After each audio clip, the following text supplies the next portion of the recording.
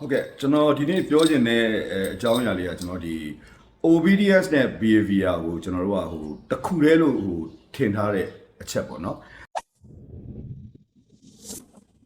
အဲ့တော့များသောအားဖြင့်ခွေးပိုင်ရှင်တွေပေါ့မိမိခွေးကဥမာလွှမ်းမိုးမှုရှိလာတယ်စကားနားမထောင်ဘူးပေါ့နော်ဒါကြိုက်ချင်လဲကြိုက်မယ်ပေါ့အစာကျွေးတဲ့အချိန်မှာသူ့အစာကွယ်နားသွားလို့မရတာမျိုးတွေပေါ့နောက်တစ်ခုကသူပိုင်တဲ့အရာတစ်ခုပစ္စည်းတစ်ခုကောက်ကင်လိုက်တဲ့အခါမျိုးမှာပြန်ပြီးကြိုက်တဲ့အခါမျိုးမှာများသောအားဖြင့်ကကျွန်တော်တို့ကအဲ့ချိန်ကျရင်ကျွန်တော်တို့ဘာလုပ်ကြလဲဆိုတော့ကျွန်တော်တို့သင်တန်းပို့တယ်ဘာသင်တန်းပို့လဲဆိုတော့ကျွန်တော် obedience training ကိုပို့တယ်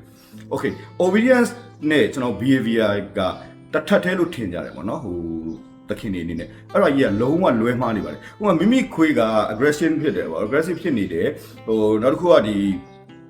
မိမိရဲ့အမိန့်နာခံမှုလည်းနားမ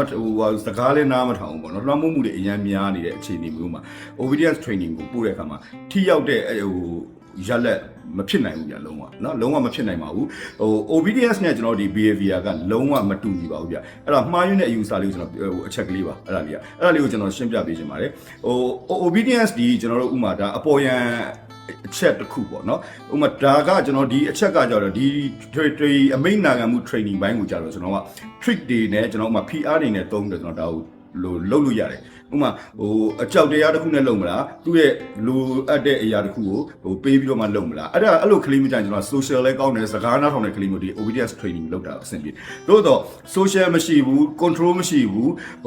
ဘယ်လိုပြောရမလဲနောက်လွှမ်းမိုးမှုတွေအများများနေတယ် aggressive ပါဖြစ်နေတဲ့ခွေးမျိုးကိုကျွန်တော်က obedience training ကိုပို့တဲ့အခါမှာကြိုးတက်ရမှုရှိလာဆိုလုံးဝမကြည့်ပါဘူးเนาะ obedience က obedience တက်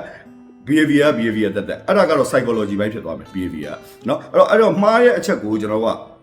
ဒါကိုဘယ်လိုပြုပြရမလဲဆိုတော့ကျွန်တော်ဒီ obedience training တွေကိုကျွန်တော်လုံးဝမပို့သင့်ဘူးပေါ့နော် obedience ဒီ sit down stay calm ဆိုတဲ့အချက်ဒီနဲ့ဒီ behavior ကြီးကချိန်သွားနိုင်တယ်ဆိုတဲ့အသည့်တစ်ခုကအဲ့ဒါကိုကျွန်တော်လွတ်ချလိုက်ပါမတူပါဘူးเนาะအဲ့တော့မိမိခွေရဥမာအစာစားရင်ကြိုက်တယ်သူမကြိုက်ရင်ကြိုက်တယ်ပေါ့နော်အဲ့လိုအခြေအနေမျိုးကိုကျွန်တော်ကobedience training ကိုပို့လိုက်တယ်ဆိုပါစို့အဲ့တော့ treat ကျွေးပြီးတော့သူ့ရဲ့ဒီကျွန်တော်ဘယ်လိုပြောရမလဲ precision ကို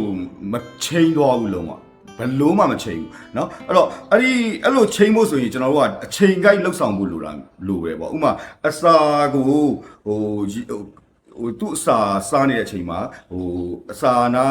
အဲ့နာဖြတ်ရင်ပြန်ကြိုက်တဲ့အခြေအနေမျိုးပေါ့နော်အဲ့ဒါ behavior ပေါ့အဲ့ဒီအခြေအနေမျိုးမှာကျွန်တော်ကအဲ့ဒါကို timing ကြိုက်အောင်လုပ်ဖို့လိုတယ်ဒါဒီမှားနေတယ်ဆိုတော့ဟာအချိန်ပေးပြီးပြောဖို့ပြောင်းလဲဖို့လိုတယ်နော်အဲ့တော့ behavior concept ကပြောတာလေးကတော့တိုလေးရှင်းလေးပဲဒါပေမဲ့အရန်နဲ့တယ်ခက်ခဲပါတယ်နော်အတော်တောင်ဒီ training နဲ့ကျွန်တော်တို့ကမလုံလောက်ဘူးနောက်တစ်ခုက professional ဖြစ်ဖို့လည်းလိုတယ်ဒီ psychology ဘိုင်းကိုနားလည်ဖို့လည်းလိုပါတယ်နော်အဲ့တော့နောက်တစ်ခုကနားလည်လို့ဒီနားလည်တက်ကြွတဲ့ trainer နဲ့အပ်တယ် okay ခွေးပြောင်းသွားတဲ့အခါမှာလည်းဒီ